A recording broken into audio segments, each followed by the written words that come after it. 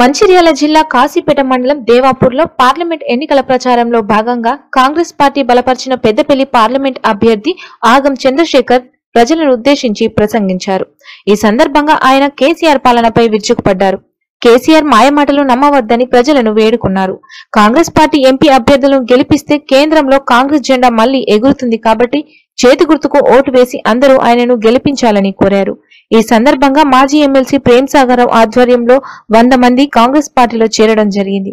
ఈ కార్యక్రమంలో కొక్కిరాల సురేఖ, యశోద, అపర్ణ మరియు కాంగ్రెస్ పార్టీ కార్యకర్తలు అధిక సంఖ్యలో పాల్గొన్నారు. ఈ మండలంలో దాదాపు సగానికి ఎక్కువ గ్రామాలు, 110 గ్రామాలు.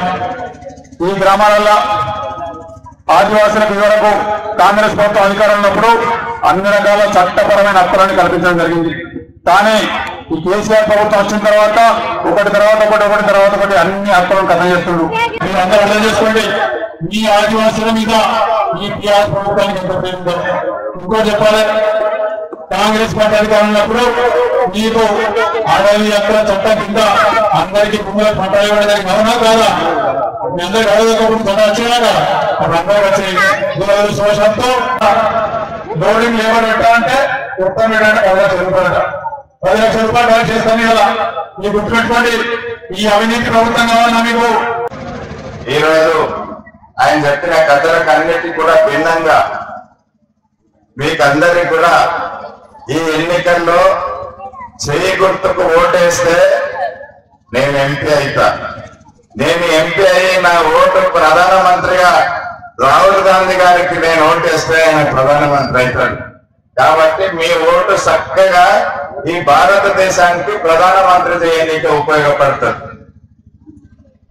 ప్రధానమంత్రి రాహుల్ గాంధీ గారు అయితే మీకు 6,000 రూపాయలు నెలకు వస్తాయి. వారు ఇచ్చే 1,000 రూపాయల 2,000 లెక్క కాదు, నెలకు 6,000 రూపాయలు పింఛన్ వస్తుంది. ఎవరికి వస్తాయి అనేది కాదు, ఊరందరికి వస్తాయి, అన్ని గ్రామాలలోకి వస్తాయి. ఖచ్చితంగా ఈసారి చెయ్యి గుర్తుకు ఓటేసిన ప్రతి ఒక్కరికి కూడా 6,000 రూపాయలు చొప్పున ప్రతి ఇంటికి ఆడపిల్లల పేర్ల మీద 6,000 రూపాయలు నెలకు వస్తాయి. గుర్తుకు ఓటేసిన ఎంపీ చేస్తే మీకు ప్రతి నేనున్న కాలం అంతా కూడా మీకు 3,60,60,000 రూపాయలు మీ ఇంటి కాడికి అందే విధంగా నేను తప్పకుండా చూస్తానని చెప్పేసి దానికి మించి ఇంకొక మాట చెప్తా.